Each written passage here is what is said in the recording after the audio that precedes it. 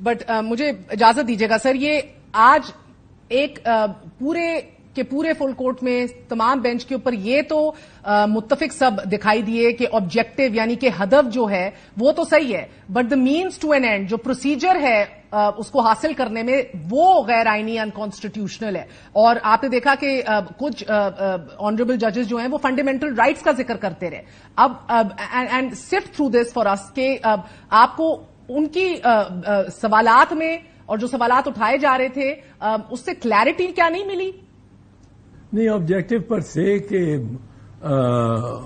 Chief justice کی regulate ہونی چاہیے اتھارٹی، یہ تو ہمارا موقف، میرا موقف بڑے عرصے سے 20 سال سے ہے اور ایکسپریسڈ ہے even as president supreme court bar association, میں نے یہ موقف رکھا تھا. لیکن یہ بالکل آپ کی بات درست ہے کہ یہ کانسٹیٹیوشنل امینڈمنٹ یہ مانگتی ہے. جس طرح فار انسٹنس اس کی مثال لے لیں، ہمارا پوائنٹ بڑا سمپل ہے کہ آپ نے 2015 میں after the Peshawar APS Peshawar massacre and carnage of those young شہدا 150 کے قریب، there was a great fire in everybody's belly کے ملٹری کورٹس لگاؤ جناب. تو میاں نواز شریف کی حکومت تھی اور ان کو پہلے آئین کو امینڈ کرنا پڑا to accommodate the military courts. اب ہم کہتے ہیں آئین کو امینڈ کر کے اور ملٹری کورٹس لگاؤ، اس کے بغیر نہیں لگ سکتے military courts to try civilians. اسی طرح یہاں بھی آئین کے مطابق جو کام ہونا ہے وہ آئین کے مطابق ہونا ہے. اب آئین اگر اجازت نہیں دیتا کہ آپ by law under the constitution آپ وہ فیکٹس جو کریٹ ہوئے ہوئے ہیں which are established and are existing facts and factual situation جو آج موجود ہے وہ آئین کی فیکچوئل سچویشن، اس کو آپ چینج کریں بائی سبارڈینیٹ لا. اور یہ بڑی اچھی ڈسٹنکشن نکلی ہے ایکٹ آف پارلیمنٹ اور لا کے درمیان. جناب یہ اٹھائیے جو امتیاز صدیقی نے نکالی اور اس کو ایکسپاؤنڈ کیا بڑا پریسائسلی جسٹس عائشہ ملک نے کانکریٹائز کیا اور جسٹس منیب اختر صاحب نے بھی. اور وہ یہ کہ ایکٹ یہاں لکھا ہے کہ جو سپریم کورٹ کو رولز کو کیسے چینج کیا جا سکتا ہے. یہ نہیں لکھا کہ بائی ایکٹ آف پارلیمنٹ. ایک دو جو اور جگہ جہاں آیا ہے وہاں اسی آئین میں بائی ایکٹ آف پارلیمنٹ لکھا ہوا ہے. یہاں لکھا ہے بائی لا. جس طرح اس نے صدیقی صاحب نے امتیاز صدیقی نے بتایا اور کورٹ کی ججمنٹ سپریم کورٹ کی، law meant not just act of Parliament but even constitutional conventions. اب یہ کنونشن ہے کانسٹیٹیوشن کی کہ سینئر موسٹ جج بیکمز دا چیف جسٹس. یہ آپ دیکھ لیں 23 دن کے لیے بھی خواجہ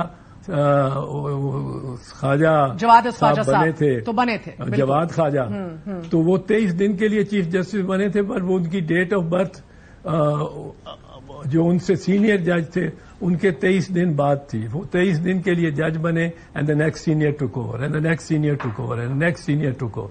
وہ انہوں نے کہا کہ یہ کانسٹیٹیوشنل کنونشن ہو گئی ہے.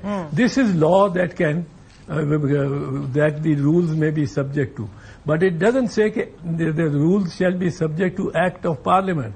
Law, as Justice Aisha Malik explained, is a larger space than act of parliament. Law, judgments of the court, Supreme Court, ye bhi law hai. They lay down law. So they come with a definition of law. So through a judgment of the Supreme Court, you can certainly the rules of the Supreme Court are subordinate and subject to the judgments of the Supreme Court as they may be to the Constitutional Convention, such as that at every Chief Justice retires at age 65 and the next on his birthday and the next Chief Justice takes over. یہ ہمارے ہاں روایت ہے، India میں بھی ہے، ہمارے ہاں بھی ہے، اور یہ بڑی اچھی روایت ہے، اب چل پڑی ہے. اس کو ہم کانسٹیٹیوشنل کنونشن کہہ سکتے ہیں، اس کو اس کا درجہ دے سکتے ہیں. اس سے رولز اس کے تابع کل رولز تبدیل کر کے سپریم کورٹ رولز 1980 میں تبدیلی کر دیں کہ the Chief Justice will be appointed by at the discretion of the outgoing Chief Justice, تو یہ نہیں کر سکتے. یہ لا سے کہ ایکٹ آف پارلیمنٹ کے ذریعے بھی یہ چینج نہیں لا سکتے سپریم کورٹ کے لا رولز میں کہ اب آپ سینئر موسٹ کو نہیں لگائیں گے چیف جسٹس آف پاکستان، پر آپ جس کو فلاں چاہے گا، پریزیڈنٹ چاہے گا ان ہز ڈسکریشن، یا آؤٹ گوئنگ چیف جسٹس جس کو نامینیٹ کر جائے گا. یہ رولز میں، ان رولز میں آپ ترمیم نہیں کر سکتے even by act of parliament. یہ آج ان کو بینچ کو سمجھانے کی کوشش کی گئی ہے، اور آئی تھنک بڑی واضح بات ہے، یہ بڑی کلیئر بات ہے. So it is when it says that subject to law. ٹھیک ہے، مگر اعتزاز احسن صاحب یہی پوائنٹ جسٹس منیب صاحب نے بھی اٹھایا کہ کل کو اگر پارلیمنٹ کہے گی کہ فل کورٹ نہیں بیٹھے گا تو کیا فل کورٹ نہیں بیٹھے گا. سو یہ باتیں تو اٹھائیں گو کہ ہم دیکھ رہے ہیں کہ انیویٹبلی تو وہی ہو رہا ہے جو حکومت وقت چاہ رہی تھی. چیف جسٹس آف پاکستان نے 2 سینئر ججز سے مشاورت کی ہے، 3 اکتوبر کے تک مؤخر کر دیا ایشو کو اور ایک نیا بینچ بنا دیا ہے. So this is exactly what the government wanted. نہیں ہوا، وہ نہیں ہوا. یہ تو ویسے بھی کر سکتے ہیں نا، یہ تو کنسلٹیشن کی بارڈ تو نہیں ہے. This is not the consultation that is required under the Practices and Procedure Act, not under that still is suspended. یہ تو اب میں اگر چیف جسٹس ہوں تو میں جونیئر موسٹ جج کو بھی آپ بٹھا لوں اپنے ساتھ اور کہوں یار مشورہ دو کہ ایسا بینچ بنانا چاہیے، کس کس کا ہونا چاہیے.